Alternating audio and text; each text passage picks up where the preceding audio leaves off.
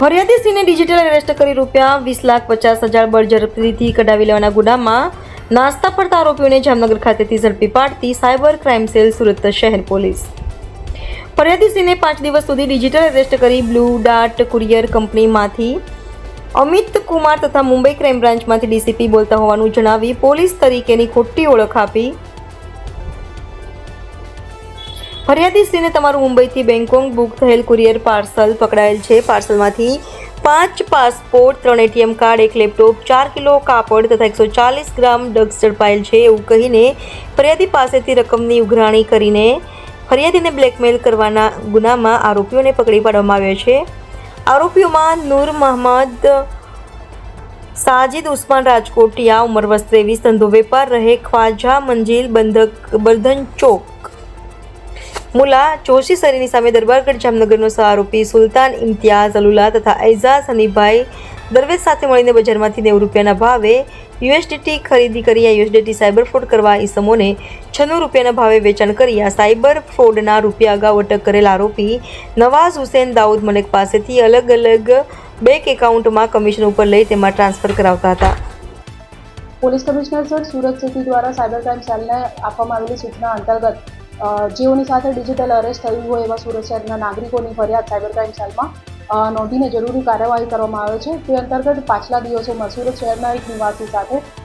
Retired જે senior citizen person છે એમની સાથે ₹1,05,00,000 જેટલી માતબર રકમનો સાયબર ક્રાઇમ ફ્રોડ થયેલો હતો, જેમાં તેમનું ડિજિટલ અરેસ્ટ સાયબર ક્રિમિનલ્સ દ્વારા કરવામાં આવ્યું હતું અને એમને પૈસા બચાવવાના બહાને કે આરબીઆઈમાંથી બોલીએ છે અને પોલીસ બનીને અલગ અલગ રીતે કોલ કરીને એમને વેરિફિકેશન માટે મલ્ટિપલ ટ્રાન્ઝેક્શન્સ કરાવીને ₹1,05,00,000 જેટલી રકમ આરબીઆઈના સેફ એકાઉન્ટમાં સેફટી માટે રાખવામાં આવશે અને પછી પરત કરવામાં આવશે એવો ઝાંસો આપીને તેમનું સાથે સાયબર ક્રાઇમ કરવામાં આવેલું હતું. ડિજિટલ અરેસ્ટ તેમનું લાંબા સમય માટે રાખવામાં આવેલા હતા. સદર સિનિયર સિટીઝન ફરિયાદી દ્વારા અત્રે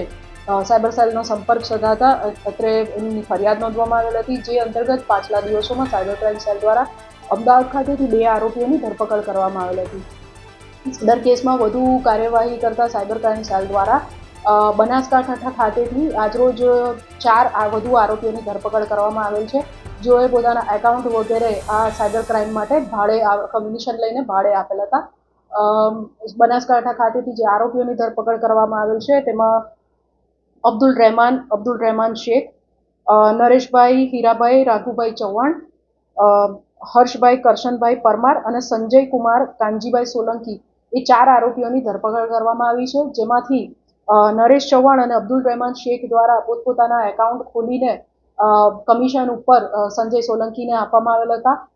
જેઓએ કમિશન લઈને આગળ આ જે એકાઉન્ટ છે સાયબર ક્રિમિનલ્સને વાપરવા માટે પાસ કરેલા હતા અને આ એકાઉન્ટ તેમણે હર્ષ પરમારને આપેલા હતા. આ આરોપીઓની હાલ ધરપકડ કરવામાં આવેલ છે અને વધુ તપાસ એમના રિમાન્ડ પણ મેળવવામાં આવેલ છે. કેસમાં વધુ તપાસ હાલ ચાલુ છે.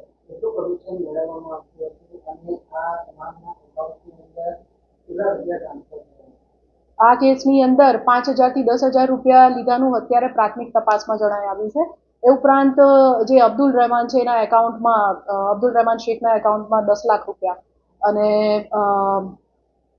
નરેશ ચૌહાણના એકાઉન્ટમાં ₹9.5 જેટલી રકમ 1 કરોડ જે 5 લાખ ફ્રોડ થયું એ પૈકી આટલા રૂપિયા આ લોકોના એકાઉન્ટમાં હાલ આવેલા હતા. ના, હાલ જેટલી તપાસ થઈ છે એ પ્રમાણે હાલ એમને પર પહેલો ગુનો નોંધાયો છે.